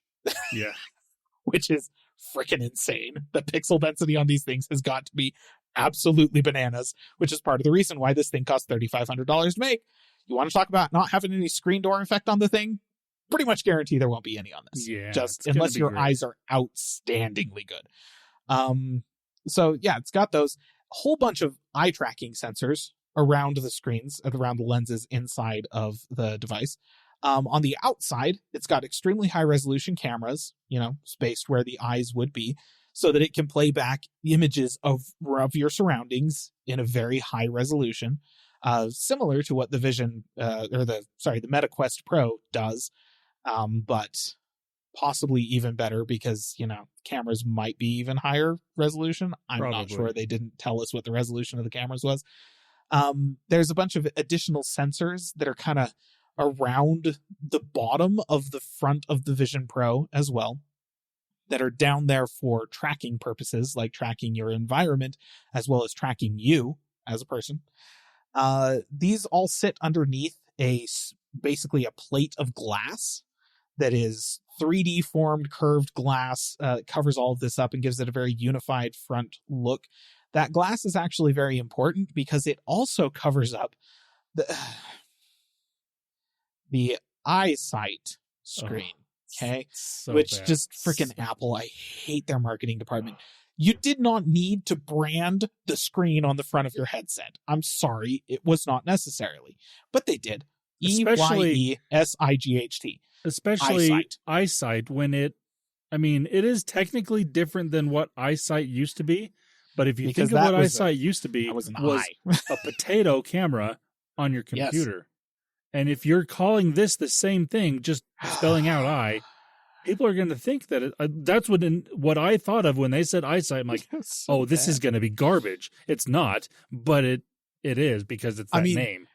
It's not garbage, but it is sort of garbage. So what this has is like an OLED display on the front of the device facing outward, right? This is not for you. This is for the room around you, that uses the eye tracking sensors on the inside of the thing to display your eyes to the outside world so that they can see you as if you're wearing ski goggles as opposed to wearing a full-on headset.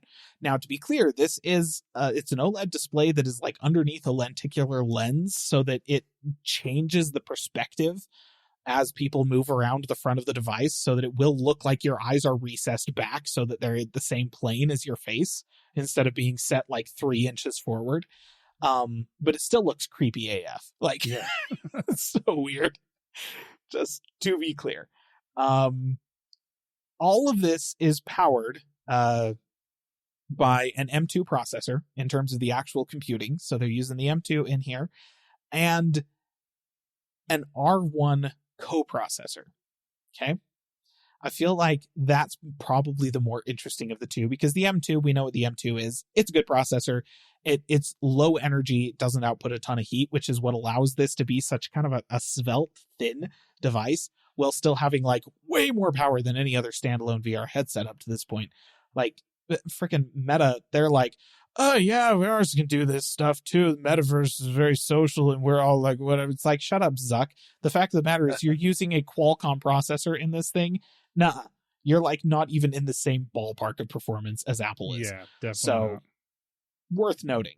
But the R1 coprocessor is actually the more interesting of these to me because one of the issues that we have with these standalone VR headsets is that, a lack of processing means that the input that is coming from the sensors that are keeping track of where the remotes in your hands are, that are keeping track of the environment tracking around you and stuff like that, all of that has to be processed before it can be turned into an image and fed to your eyes, right? We've got to put overlays onto it. We've got to, use gyroscopes to move stuff around. And so they're taking a bunch of input from a bunch of sensors, trying to process it into a coherent image and then display it to you. The M2 isn't doing that. That's all the R1. And that's all the R1 does. It does nothing else. All it's doing is taking input from the sensors and using that to update the image shown to your eyes. Okay? Apple is claiming 12 milliseconds of lag, which is, to the human perception, basically nothing. Like, that is so little lag that you would honestly be hard-pressed to notice any kind of slewing or anything like that as you move the device around. It should basically respond instantaneously, if Apple isn't lying about the amount of lag that there is. So that means motion sickness. For people that are prone to motion sickness, you might not actually have any on this headset. Like if you've tried a VR headset before and you kind of got sick because what you were seeing wasn't quite matching up with what your body was actually doing, in theory, the Vision Pro shouldn't have that problem thanks to this R1 coprocessor. So yeah, that and the fact that pretty you cool. can have it, like you can see things around you if you want, which is beneficial. And I mean, obviously the videos that they show are going to be probably, well, might be better than what actually you experience, but if they're as good as they are, then it is almost like you're looking through, not like it's like a window. It's not right. I mean, you're obviously looking at a screen, but it does look like it could be really good. And the biggest things that help with that are having extremely high resolution displays that update at a fast refresh rate, because that gets rid of the screen door effect, and having no latency between what the cameras and the sensors on the outside of the device are picking up and what gets displayed to your eyes. Like those two things are absolutely crucial to avoid motion sickness of any kind. The Meta Quest Pro does the whole like color, like full color, high resolution video pass through directly to your eyes. And from what I understand, if you're sitting at a table using it as basically like an extension of a monitor for keyboard and mouse and stuff like that, it works pretty well, but it's not perfect. And there are people that still get motion sickness from devices like that, even higher end VR headsets. So the fact that Apple has dedicated an entire Apple Silicon processor to doing nothing but real-time processing of the sensor data, that actually is very encouraging, that they have really targeted this problem of fixing it. So, what other hardware things do they have going on? Oh yeah, the spatial audio without headphones via the audio pods that are just on the strap of the device. Such a bad name. Yeah, and oh my gosh, so apparently it does audio ray tracing, which isn't a thing, to be clear. That's another buzzword that Apple made up. Again, the reality distortion field in full effect around the Vision Pro. But yeah, they're like, it's basically the same thing that the HomePod does by, just trying to use audio feedback from around you to figure out what the shape of the room is and the context of the room so that it can help do better spatial audio. That's all it is. But they decided to, again, brand the concept with audio ray tracing. Okay, thanks, Apple. Nice insertion of a buzzword. Yeah. So it's a fully contained device, sort of, as long as you don't consider a battery to be important. Yes. So you can plug the thing in via a tether directly to power, in which case it'll just, it's just a computer plugged into the wall. It'll do its thing. Or it comes with a battery that you wear at your waist and that, tethers onto the side of the headset. I understand why they did this. It makes it so that it's easier to adjust and change out the headbands, so that because you're not putting it like on the back of the headband. And it also lowers the weight of the device on the front of your head, which, as an owner of a VR headset, that's good. Less weight is good. So I understand why they did it. It's kind of a compromise to what they were really going for as a completely self-contained unit, but I think it's probably the right compromise given, the limitations at play. Yeah. Also, this is actually kind of fun. Retina scanning. So that's the thing. They call it optic ID. That's the security for the thing. Like it's kind of like Face ID, except it's your eye instead of your face. And it is genuinely doing like, IR scans of your eyeballs to look at like the vein patterns inside of your eyes and then authenticating based off of that. It's a genuine retina scanner, which is dope AF. Like, yeah, frankly. I mean, I'm looking at this thing right here, and it's got 1, 2, 3, 4, 5, 6, 7, 8, 9, 10, 11 sensors per eye. Yeah. And 2 cameras per eye as well. Yep. Like, it's cameras ridiculous. used for the eye tracking.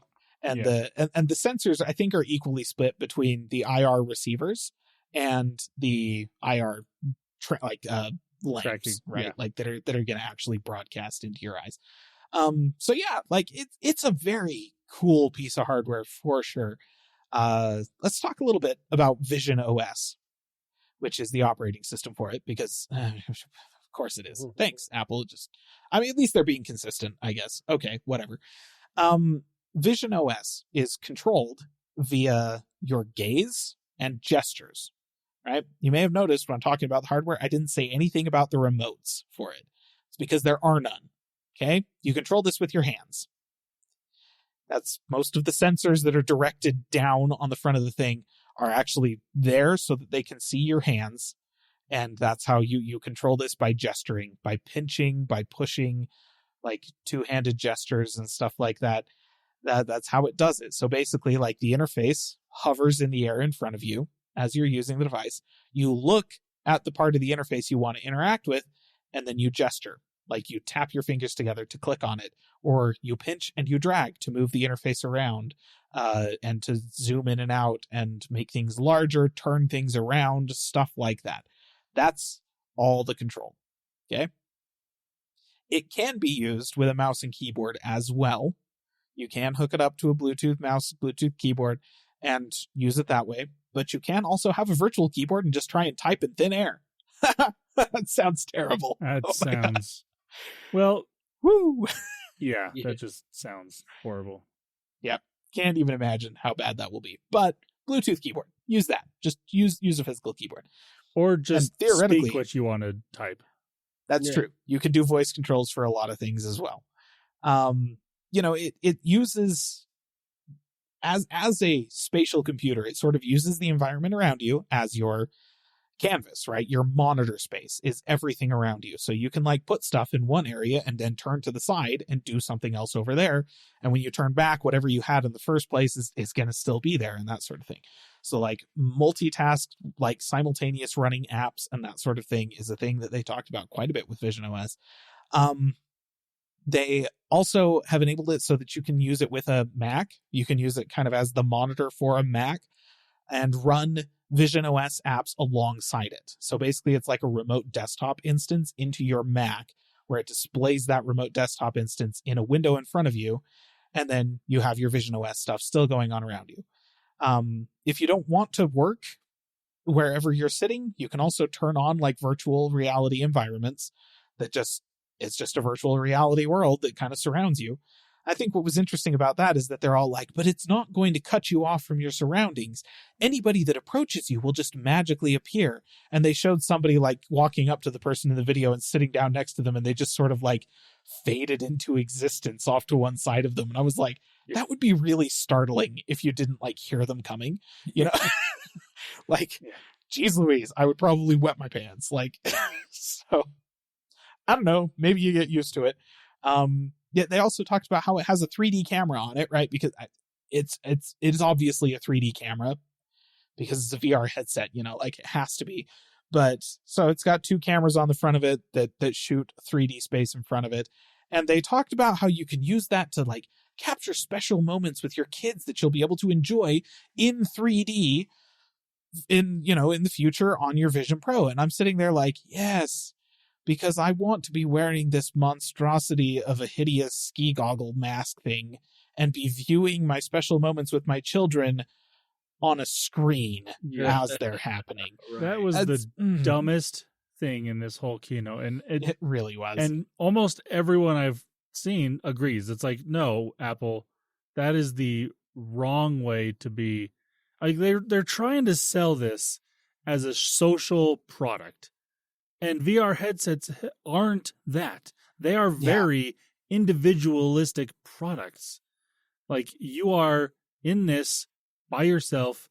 Yes, you can do FaceTime and stuff like that, but like, especially this type of thing, it's like, this is what why people hated Google Glass, is because people, and that was way less intrusive than this. Yeah. So it's like, you really think people are going to do this? I mean, there's going to be some, but they are not good parents. No, I'm sorry. They're not. And that's the thing. Like, they kept showing like, oh, a dude working in an office at a design studio or something like that, and like interacting with his coworkers and stuff with the goggles on. And I'm just like, that is one of the biggest social faux pas I have ever seen in my life. Like, Yeah. don't get me wrong. I'm not going to sit here and tell you that Meta's metaverse is like the future of social VR, because I think the metaverse is stupid. And like, of all of the companies on the planet in like to actually put that into play, Meta is the company I would trust to do that the least, Yeah. you know?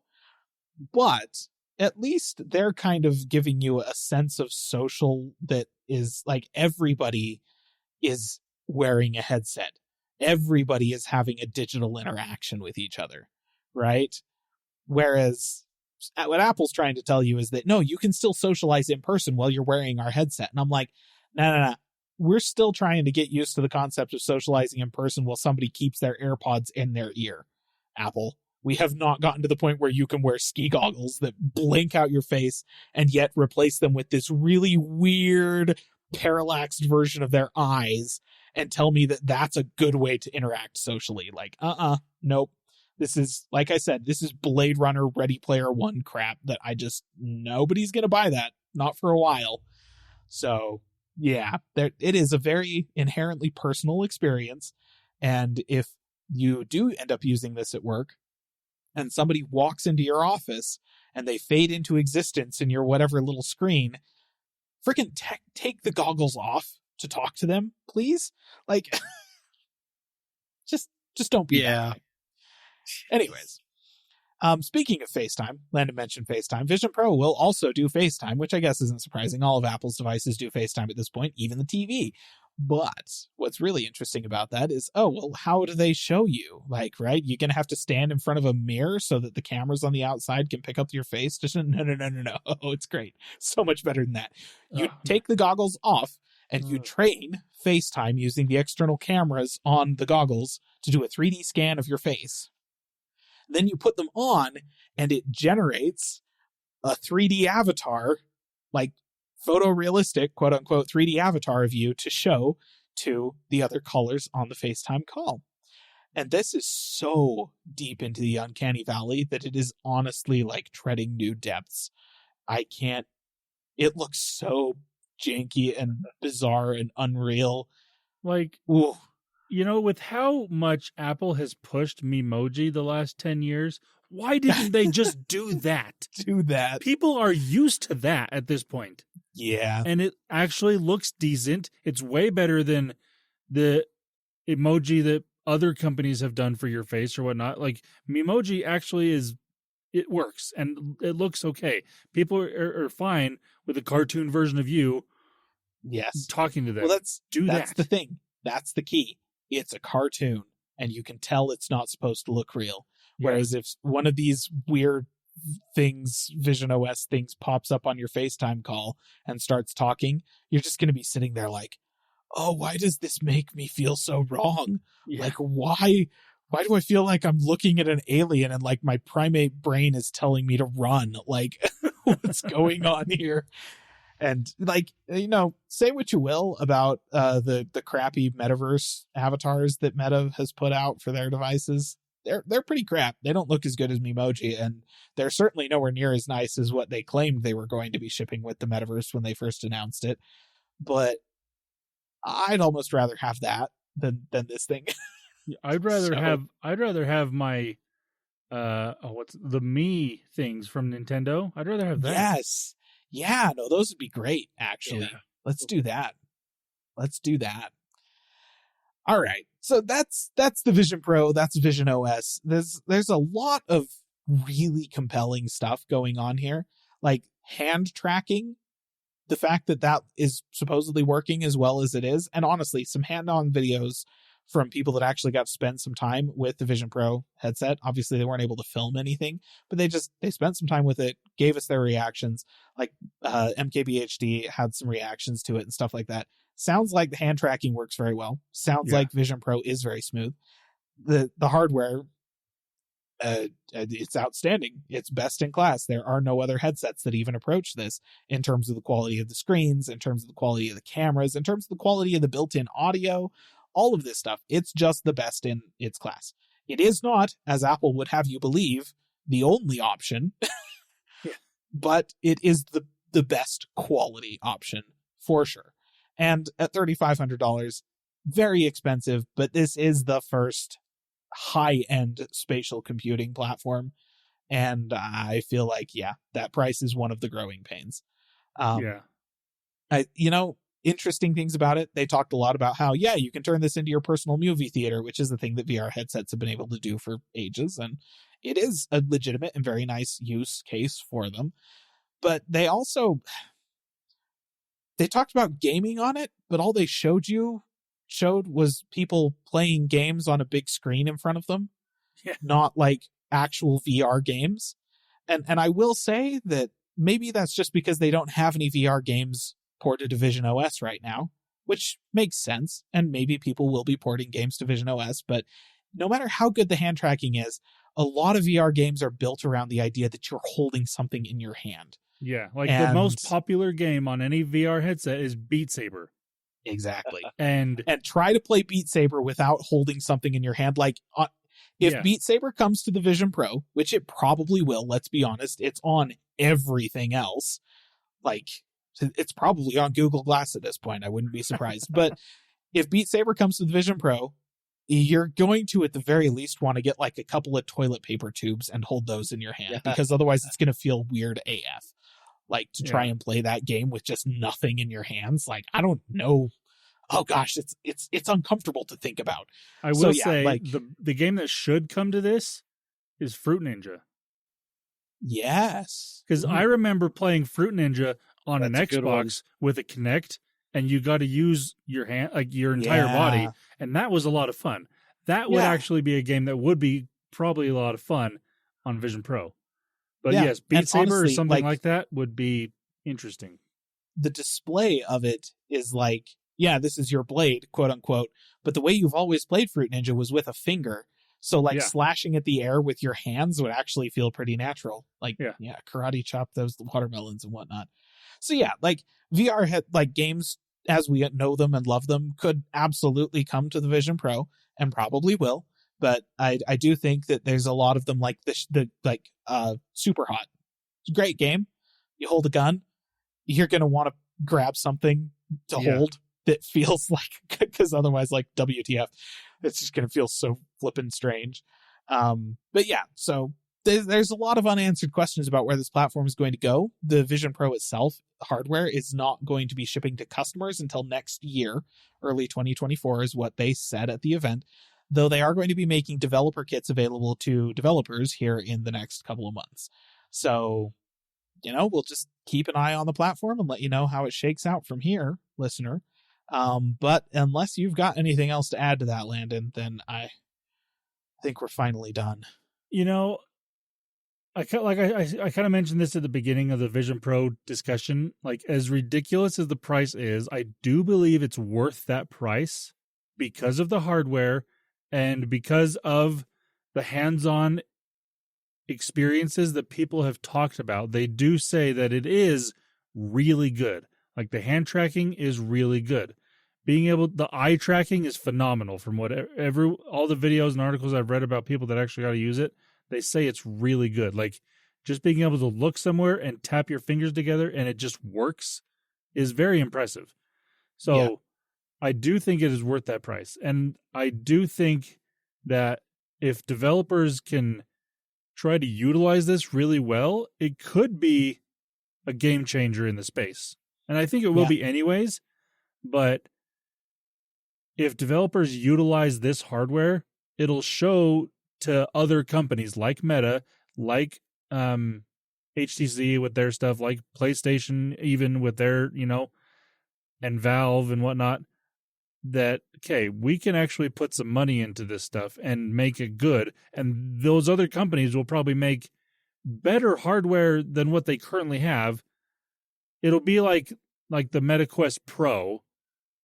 They can start making stuff in that price range or even a little cheaper that more consumers are going to buy, and we'll be able to, benefit from Apple doing this.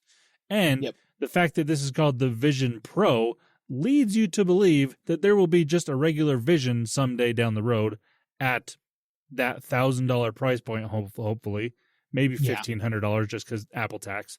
But even still, if we could get even like half of this type of hardware, like a plastic version of this, that's phenomenal, Yeah. Like you still get the same chipset that's in there, but just with a little like not metal hardware, that's fine.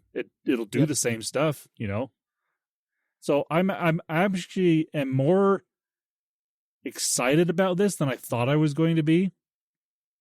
And like obviously I'm not going to buy one because that's a lot of freaking money that I am not going to waste on something like this. But I genuinely want to try one. Don't know if I ever will have the opportunity in the next 5 years to do that, but I want to. Yeah. Yeah.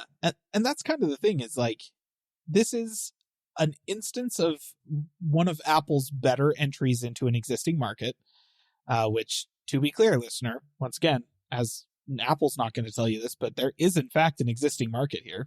Like this is not the first device of its type.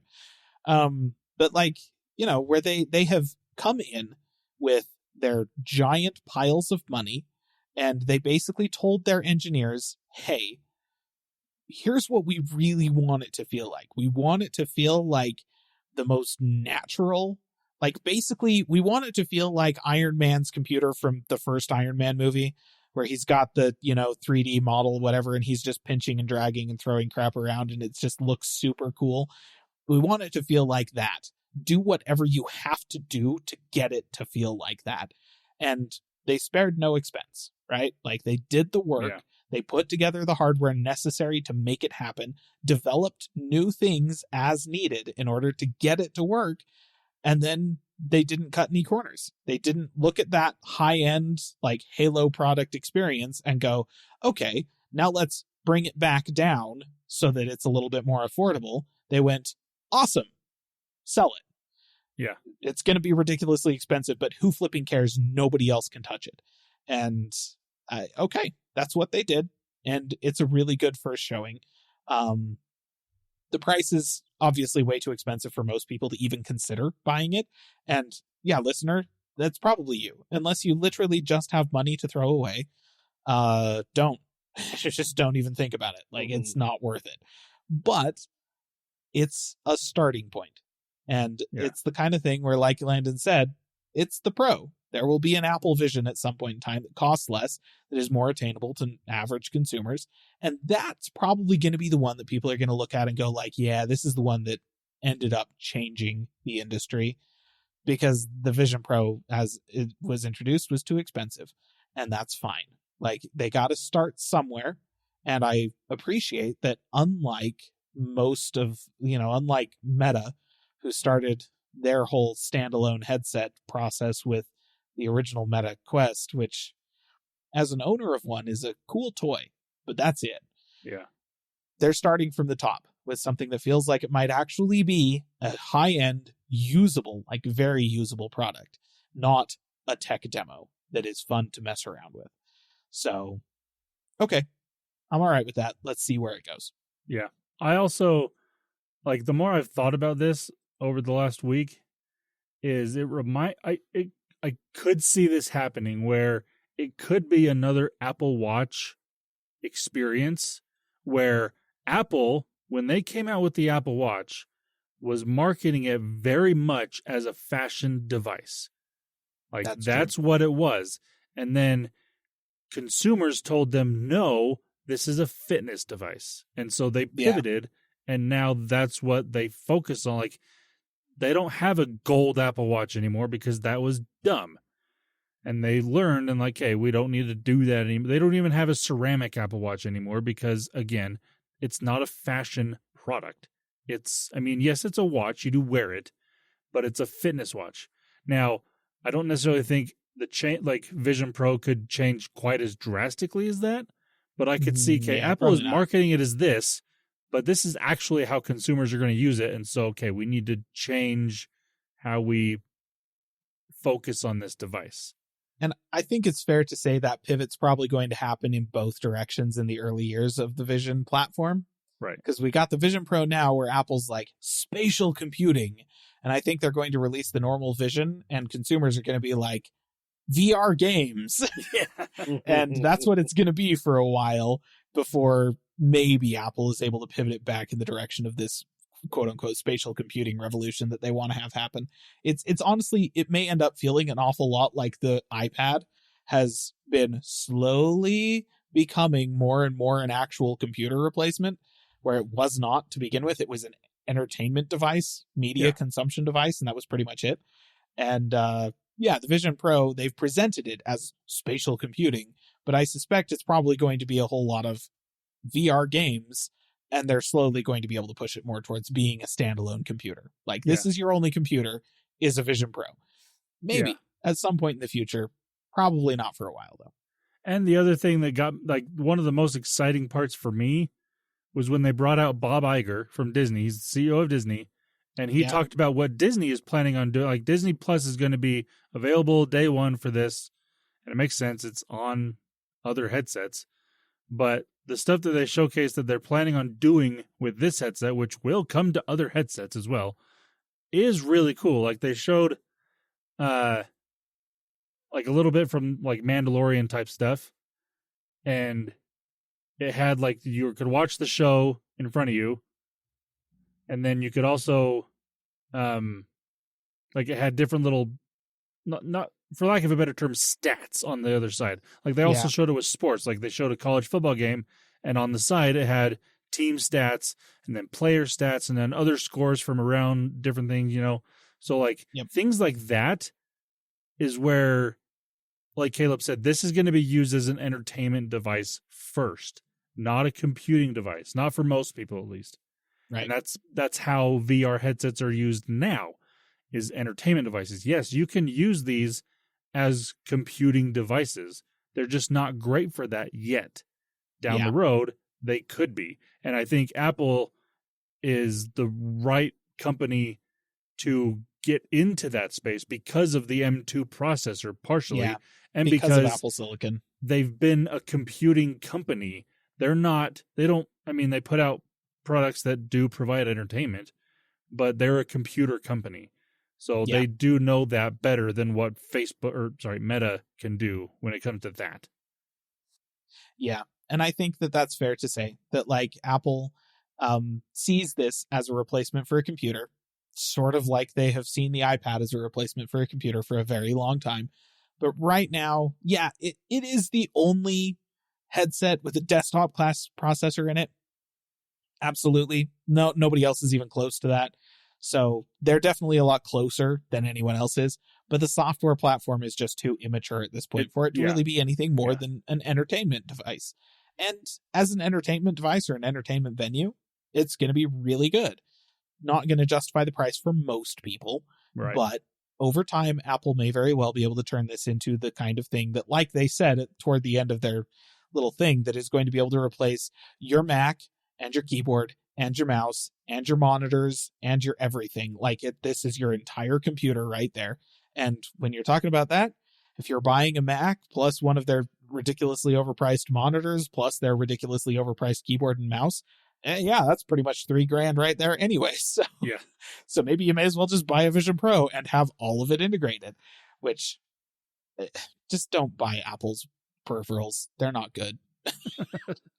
For the money, they're terrible. But, that maybe that argument will make sense at some point in the future. We'll give them some time. Okay. Wes, are you still there? I'm here. I am. He's still alive. Zoning a little. That's valid. The meds don't help.